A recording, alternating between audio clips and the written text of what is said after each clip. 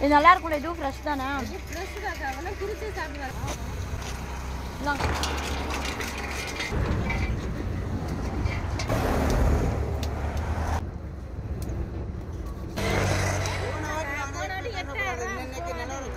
இல்லை 160க்கு தான் எடுத்தோம்.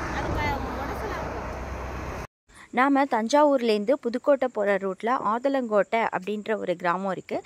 இந்த கிராமத்தில் பிரதான விவசாயமே வந்து முந்திரி தான். நீங்கள் ஆதலங்கோட்டை ரோடு ஓரமாகவே பார்த்தீங்கன்னா 2 சைடும் குடிசை அங்கங்கே போட்டிருப்பாங்க. பக்கத்துலேயே போட்டு ஃப்ரெஷ்ஷாக வந்து உங்களுக்கு முந்திரியை வறுத்து உடச்சி அங்கேயே ஃப்ரெஷ்ஷாக பேக்கெட் போட்டும் கொடுக்குறாங்க. இது 200 ரூபா.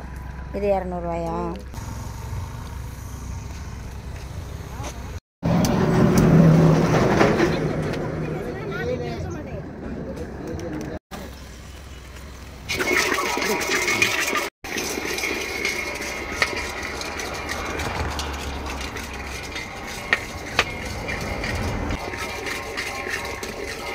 இல்ல என்ன போடுவீங்க? எண்ணெய் ஊத்துவீங்களா? சும்மா அப்படியே அதுல எண்ணெய் லீக் ஆகாதானம்மா? அந்த முந்திரியில இருக்கிற எண்ணெயிலே வறுபட்டுருமா? இதுல வறுத்து உடைப்பீங்களா? எண்ணெய் லீக் ஆகாதானே? அதனால டேஸ்டா இருக்கு.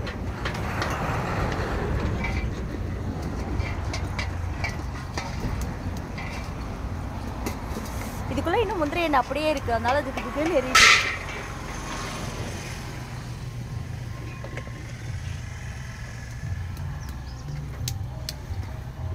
உடைக்கணும். இப்படியே இந்த சூட்டோடய உடைச்சிடணும், ஆற விடக்கூடாது. அப்பதான் நொறுங்காம உடைக்கணும். கை சுடாதா? சுடுந்தான்.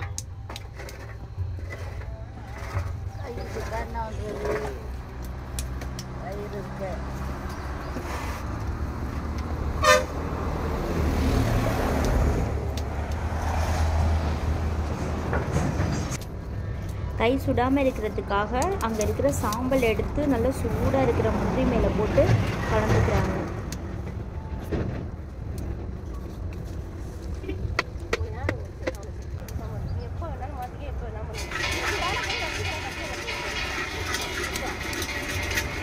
அதான் முழுசாக உடைச்சிட்டாங்க பாரு, உடையவே இல்லை பருப்பு. அப்போ வந்தா ஒன்றும் சொல்லலை.